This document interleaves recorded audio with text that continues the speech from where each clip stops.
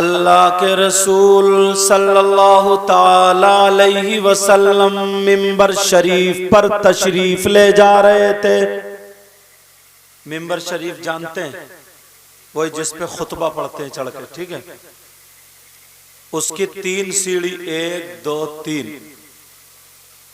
जुमे का दिन आका मिंबर शरीफ पर तशरीफ ले जा रहे थे। पहली सीढ़ी पर आका ने कदम रखा, ठहर गए और ठहरने के बाद आका ने हाथ उठाए और कहने लगे आमीन। अब सहाबा चक्कर में कि दुआ कहां हो रही है, आवाज नहीं आ रही है दुआ की, आका आमीन क्यों कह रहे, मगर चुप।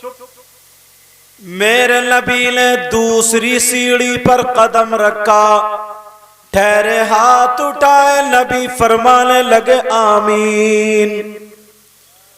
फिर सहाबा खामोश है मगर इधर आधर देख रहे हैं, आवाज नहीं आ रही है। तीसरी पर नबी ने कदम रखा, फिर कहने लगे आमीन। नमाज हो गई, नमाज पूरी हो गई। लोगों के जो मिलने का तरीका था वो मिल लिए, हाथ चूमने का जो भी तरीका हो वो चूम लिए। सहाबा अर्ज करने लगे आका हम आपसे कुछ पूछना चाहते हैं। नबी मुस्कुरा दिए, कहने लगे मुझे मालूम है। आका आपने पहली सीढ़ी पे कदम रखा तो आमीन का, दूसरी पे रखा आमीन का, तीसरी पे रखा, मामला समझ में नहीं आया। तो नबी ने फरमाया समझना चाह रहे हो तो वही बात आप में रख दूं, बात मेरी समझ में आ रही है आपको? आका ने फरमाया सुनना चाह रहे हो, समझना चाह रहे हो? साहबा कहने लगे आका हाँ हाँ हम इसीलिए तो आपकी बारगाह में है। नबी ने फरमाया जब मैंने पहली सीढ़ी पे कदम रखा तो हजरत जिब्रील ने दुआ की और मैंने उस पे आमीन कहा। अब वो दुआ हजरत जिब्रील की थी और आमीन आए है आका मोहम्मद रसूलुल्लाह सुभान अल्लाह माशाअल्लाह। सहाबा कहने लगे आका हमने तो नहीं सुना, समझ में नहीं आया कौन सी दुआ थी, जरा कितनी है? ओ जलसे में आने वालों, बड़ी बड़ी बातें करने वालों, बड़ी बड़ी सोच रखने वालों, जरा सुन के जाना। मेरे नबी ने फरमाया ओ मेरे जानिसारो चाहने वालों, हजरत जिब्रील दुआ कर रहे थे। जब मैंने कदम रखा तो उन्होंने दुआ की, ऐ अल्लाह जो तेरा बंदा अपने माँ बाप को अपनी जिंदगी में पाले, यानी उसकी माँ भी हो और उसके बाप भी हो, और वो माँ बाप की खिदमत करके जन्नत हासिल ना करे, वो हलाक व बर्बाद हो जाए। अल्लाह मैं उस पे आमीन कह रहा। अगर जिसके माँ बाप हो और वो माँ बाप की खिदमत ना करे, माँ बाप का कहना ना माने, माँ बाप की ना सुने, तो नबी फरमाते जिब्रील ने जब दुआ की कि अल्लाह वो हलाक व बर्बाद हो जाए, तो मैं उनकी दुआ पर आमीन कह रहा था। अब जिब्रील और नबी की दुआ और आमीन हो जाए तो कोई मौलाना, कोई मुफ्ती, कोई पीर बचा सकता है? और सुनो थोड़ी सी अभी। आका फरमाते हैं, और कोई उलमा बैठे, कोई माई का लाल अगर हदीस को गलत साबित कर दे तो मुंह मांगा इनाम, क्योंकि मैं इधर आदर की फेंक के नहीं जाऊंगा, जो बोलूंगा जिम्मेदारी के साथ। पहले मदरसे में रहूं, बाद में स्टेज पे आए। अल्लाह गुरूर, तकब्बुर, घुमंड, रिया से बचाए। तवज्जो है ना? आका फरमाते सलासा,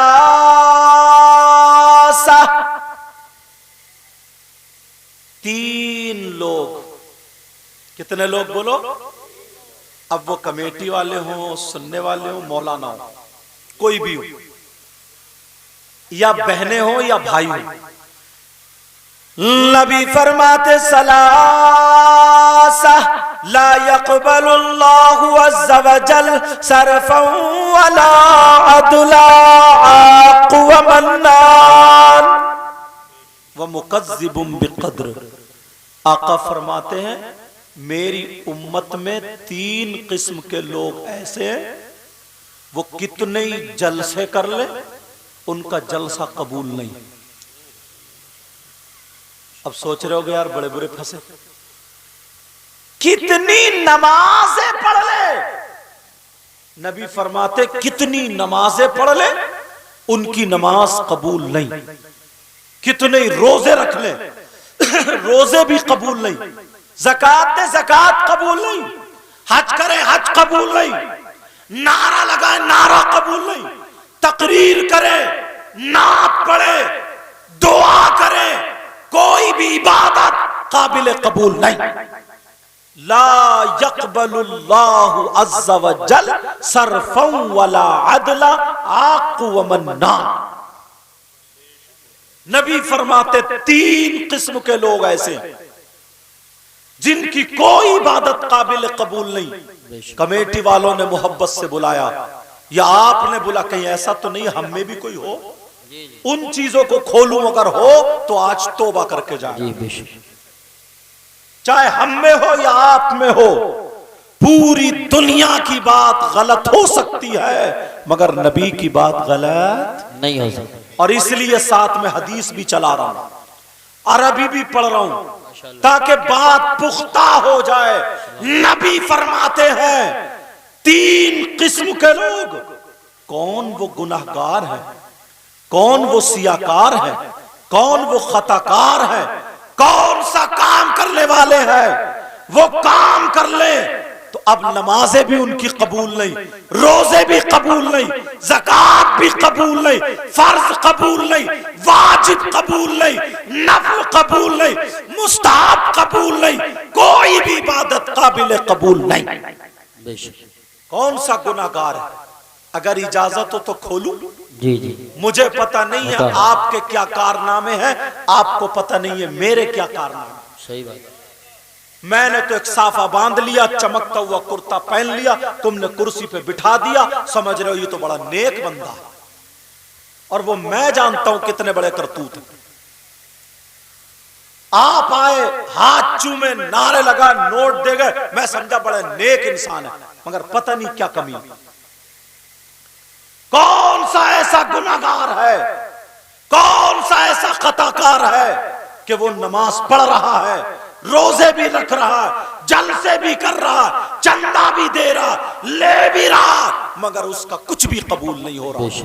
आज इस बात को भी हल कर लो, आज इस कांटे को निकाल डालो, आज इस खटक को निकाल डालो।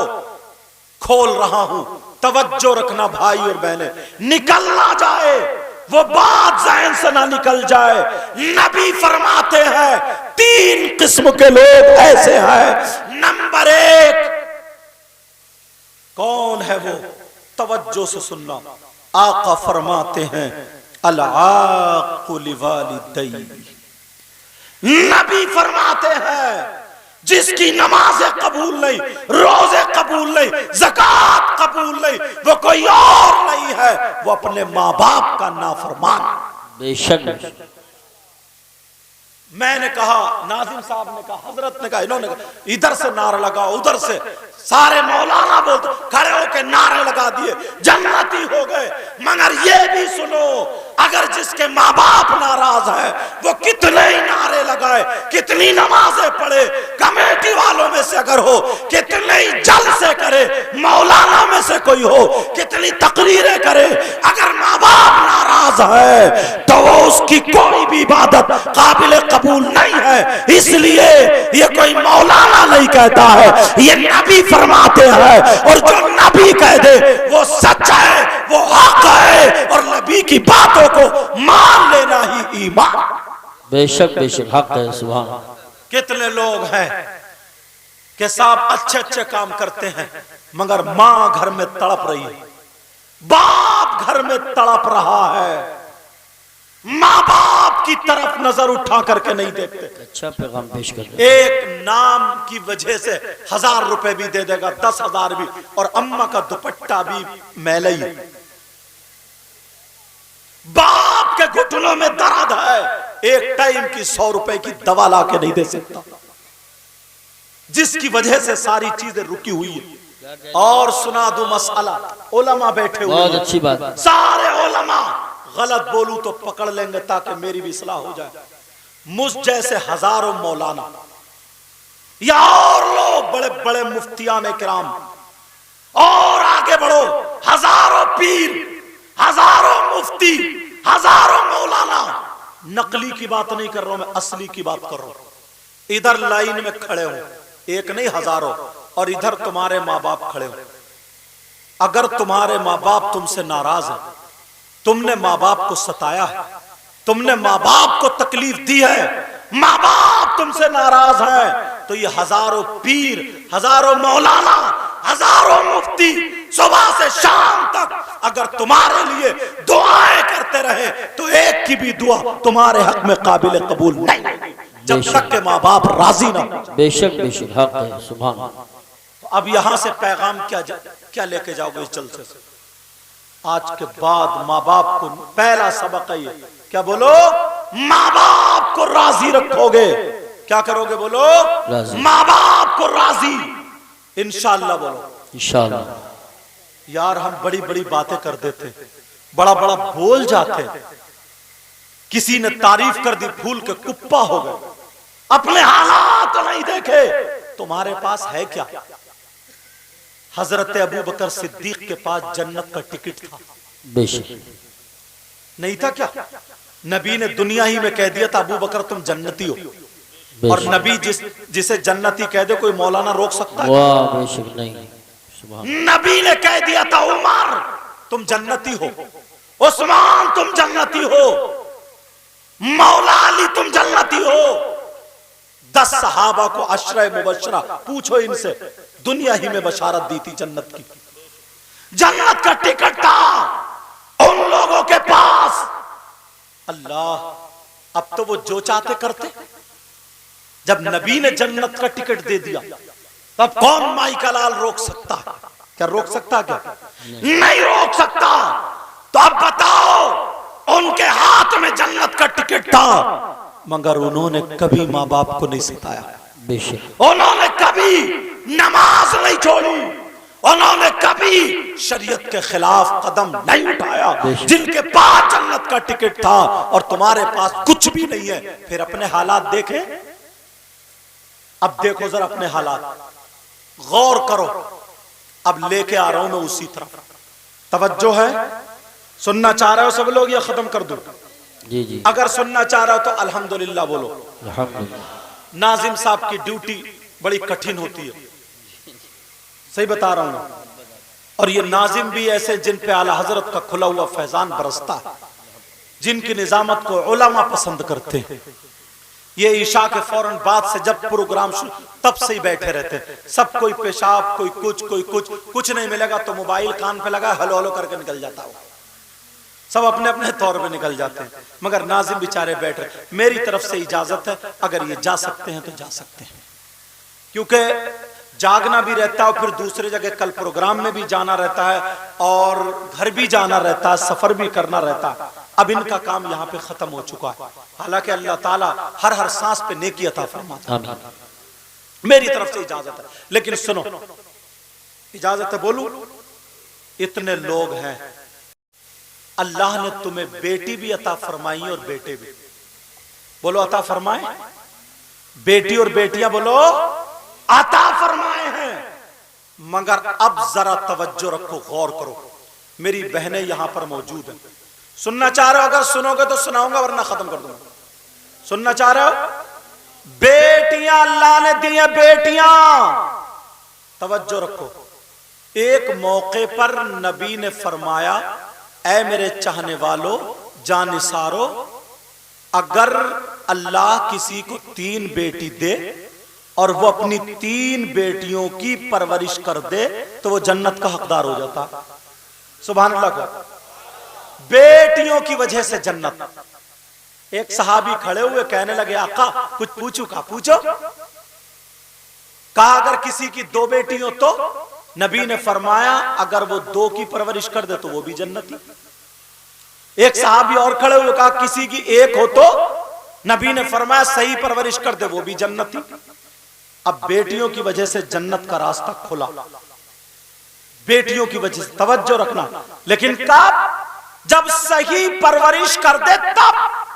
मगर अब इस तरफ से लेके इस तरफ तक जरा देखो, एक हदीस पढ़ता हूं, नबी फरमाते हैं 3 लोग जन्नत में भी नहीं जाएंगे। कितने? सलासा ला यदखुलून अल जन्ना अल आक़ु लिवालिदै व दय्यूस व रजुलतुन निसा। 3 लोग जन्नत में नहीं जाएंगे, उनमें से एक माँ बाप का नाफरमान, दूसरा दय्यूस जन्नत में नहीं जाएगा। दय्यूस कौन है? दय्यूस वो माँ बाप हैं जिसकी बेटियां आवारा घूम रही हैं। दय्यूस वो माँ बाप है जिसकी बेटियां बेपर्दा घूम रही हैं। दय्यूस वो माँ बाप है जिसकी बेटियां मोबाइलों पे गैर लड़कों से बातें कर रही हैं। दय्यूस वो माँ बाप है जिसकी बेटियां गैर लड़कों से चैटिंग कर रही है। दय्यूस वो माँ बाप है जिसकी बेटियां फैशनीले कपड़े पहन करके हंसी मजाक टिकटे करके दीन और इस्लाम को बदनाम कर रही है। दय्यूस वो माँ बाप है जिसकी बेटियां छतों पे घूम रही है, दुपट्टे सरों पे नहीं है, जिनके जिस्म दिख रहे हैं, शादियों में फैशनीले कपड़े पहन के इस्लाम को बदनाम कर रही है। और वो माँ बाप राजी है उनके पहनावे से, उनके खाने से, उनके चलने से, उनके फिरने से। वो माँ बाप दय्यूस है, दय्यूस है। नबी फरमाते हैं दय्यूस जन्नत में नहीं जा सकता। और नबी जिसे जन्नत से रोक दे, कोई मौलाना, कोई मुफ्ती, कोई आलिम, कोई हाफिज, कोई कारी, कोई पीर उसे जन्नत में नहीं ले जा सकता। याद रखो ये। साथ में हदीस भी पढ़ रहा हूं। मैं तो चाहता था शुरू में तकरीर हो जाए तो जो नौजवान भी रहते खूब भर उनको भी कुछ सुनाने का मौका मिल जाए, मगर कमेटी वालों की मर्जी, जैसे तरतीब बना। अल्लाह जो करता है वो बेहतर करता है। तवज्जो रखो मेरी तरफ। माँ बाप दय्यूस कौन? अब यहां से लेकर के यहां तक 50 माँ बाप ऐसे दिखा दूंगा जिनकी जवान बेटियों पे मोबाइल है। जवान बेटियों पे मोबाइल। इस अब्बा से पूछो, अब्बा से, तुम तो जमीन जोतते हो, बोते हो, खाते हो, पीते हो, 3 रोटी खाते हो, 1.5 की अकल रखो। बेटी को मोबाइल क्यों दिया है? किससे बात करने दिया है? कौन सा ऐसा रिश्तेदार है? हजरत, हम लोग हिंदुस्तान में घूमते कि ये दिल्ली में रहते, इनसे पूछो कितनी लड़कियों ने अपना धर्म बदल लिया। सिर्फ ऐश में पड़ गई है, गैर मुस्लिम लड़कों की मोटरसाइकिलों पे घूम रही है। बस क्या है, कौन है इसका बॉयफ्रेंड?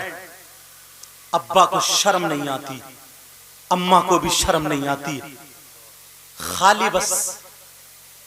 लेकिन गौर करो मेरी इस बात पर, कितनी लड़कियों की जिंदगी बर्बाद हो चुकी। तुम तो कलमा पढ़ते हो ना, तुम तो नबी के गुलाम हो, खाली बस नारा लगा लो कि नारे तकबीर, नारे रिसालत, नारे गौस। कभी शीशे में अपना मुंह देखा है? तुम हाजी जी हो, नमाजी हो, मुसलमान हो, तुम्हारी बेटी बगैर दुपट्टे के लोगों के सामने कैसे आई? कितनी लड़कियां नाखून का में खे खे खे खे खे खे लड़कों का आगे पीछे भाग रही। मैं भी देखता हुआ आया हूं। क्यों आई है? 50 लड़कियां शादी में देख लेना, एक के भी सर पे दुपट्टा नहीं होगा, एक के भी सर पे। ये अम्मा कहां गई? अम्मा, इस अम्मा ने दुपट्टा क्यों? अम्मा क्या बेचारी दुपट्टा उड़ाएगी? ये तो खुद 40-45 साल की बूढ़ी घोड़ी, नहीं लगा इसके भी मेकअप का ये आलम है, ठुकी पड़ी है मेकअप में। कारी शकील साहब को बोला, अच्छा तुम्हें मेकअप की बात अच्छी लगी?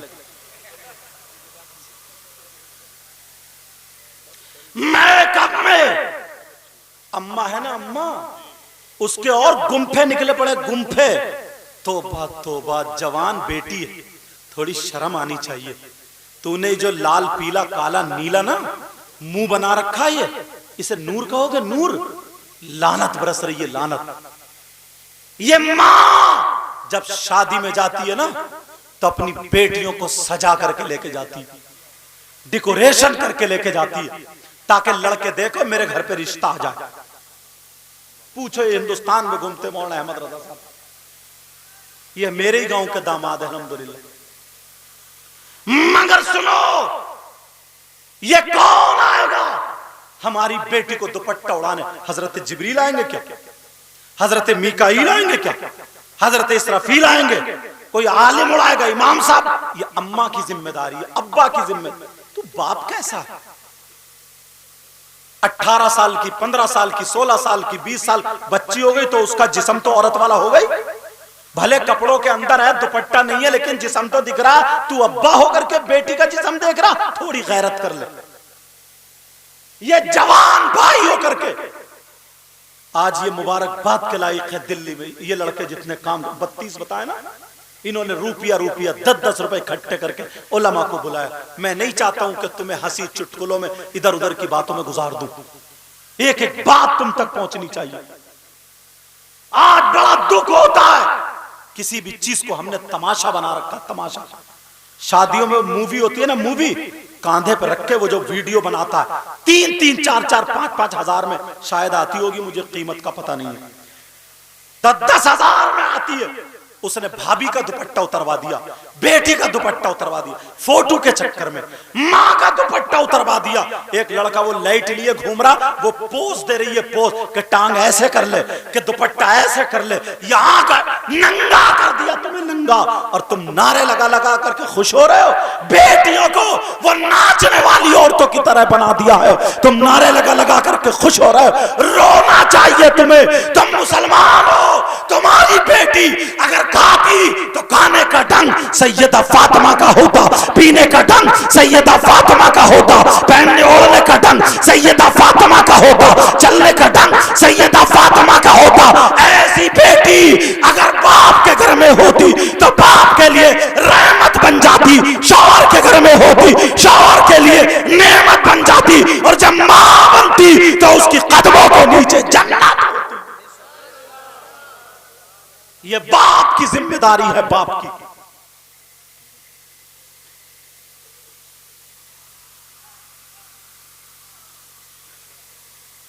कलमा शरीफ पढ़ो सब लोग, जब तक मैं ये पढ़ूं ला इलाहा इल्लल्लाह।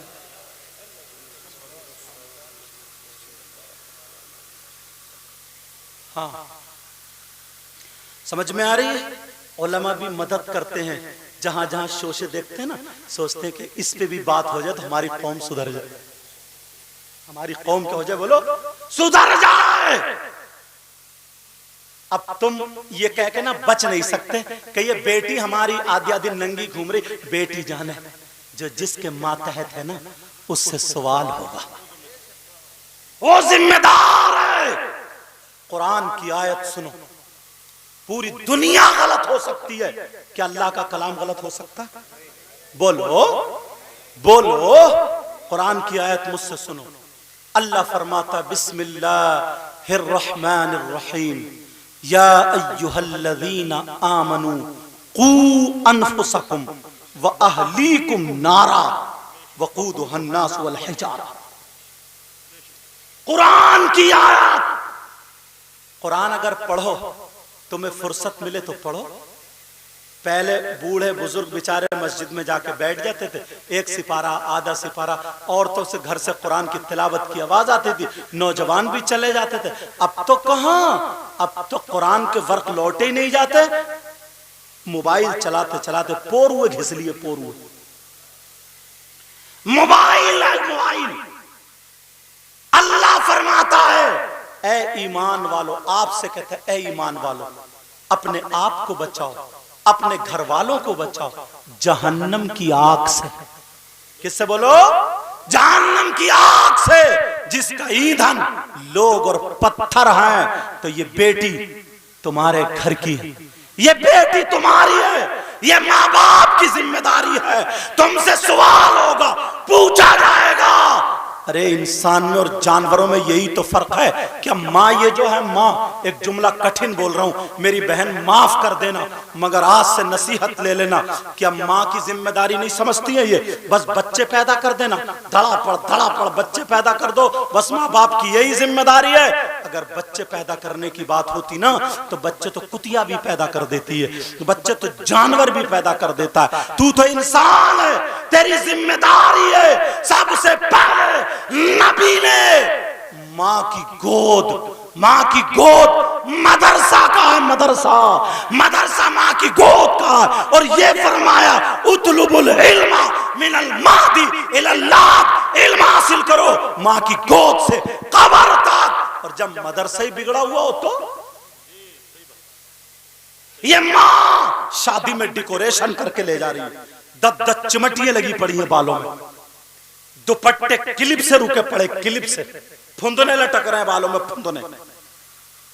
क्या बना के ले जाएगी? जैसे वो फिल्मों में देखा, मोबाइल में देखा, फिल्में बनाने वाली हैं, वही तरीका हमारे घरों में यहूद और नसारा वाला। क्या तुम्हारी जिम्मेदारी नहीं है? क्या तुमसे नहीं पूछा जाएगा? बोलो जिम्मेदारी अपनाओगे? अल्हम्दुलिल्लाह बोलो। आज के बाद हर आदमी अपने अपने, मैं नहीं कहता पूरे गांव की सलाह करो, सही कह रहा हूं मैं, अगर हर आदमी अपने अपने घर की अगर जिम्मेदारी संभाल ले तो माशरा सुधरता हुआ नजर आएगा। अपने घर को समझ ले। भाई बहन के सर पे आंचल रख देता है यार, तुझे देख के तेरी बहन शर्मा जाती, मगर कौन सा भाई लाओगे? इस नचकइये को दिखाओगे जो डीजो पे कूले मटकाता है, डीजो पे गाने गाता है, जो कूले मटका करके अपनी माँ बहन को दिखा रहा। शादियों ब्याह कोई प्रोग्राम और डीजे बज रहा है, कूले मटका रहा, छत पे किसे दिखा रहा? तेरी माँ खड़ी है, बहन खड़ी है। अरे जरा सोच। अल्लाह। और एक बात कह रहा हूं, थोड़ी ओपन हो रही है, याद रखना, कितने भाई ऐसे हैं जिनकी बहन को यह पता है मेरा भाई किस लड़की से बात करता, मेरा भाई मोबाइल पे किससे चैटिंग कर रहा। शर्म है कि नहीं? गैरत है कि नहीं? ये बहन को पता है, उससे डिस्कस कर रहा। सही बता रहा हूं। कितने भाई ऐसे हैं, अगर मुंह उतरा हुआ देख रही है बहन या खाना ने छूटते ही बोल देती, क्या बात नहीं हुई है क्या? डूब जाना चाहिए। तुम्हें इसलिए पैदा किया, वमा खलक़तुल जिन्ना वल इंसा इल्ला लियअबुदून। गौर करो, मेरी बात थोड़ी कठिन, थोड़ी कड़वी हो रही है। इमाम हुसैन पाक को आज हम बड़े प्यार से एक भाई नारा लगा रहे थे, बुजुर्ग। अल्लाह, जरा सोचो यार, बच्चे किसको प्यारे नहीं होते? तुम्हारे किसी बच्चे की तबीयत खराब हो जाए ना, आंखों में आंसू, कितने फोन हमारे पास आते, सही है साहब, माँ को कैंसर हो गया, बच्चे को कैंसर हो गया, यूं दुआ करियो, ऐसा कितने फोन उलमा के पास आते, आंखों में आंसू। मगर करबला में इमाम हुसैन पाक ने अपने बच्चों को कटवा दिया था, अपने बच्चों को तलवारों के नीचे दे दिया था, घोड़ों की टापों से रौंद दिया गया था, रौंद दिया गया था, मगर उन्होंने दीन और इस्लाम को नहीं छोड़ा, दीन को बचाया और दुनिया वालों को दिखा दिया। अगर जहां ऐसा मामला आ जाए, इम्तिहान देना पड़े, तो हमारी जान भी नबी के नाम पर कुर्बान है, हमारी औलाद भी नबी के नाम पर कुर्बान। और अपना क्या हाल?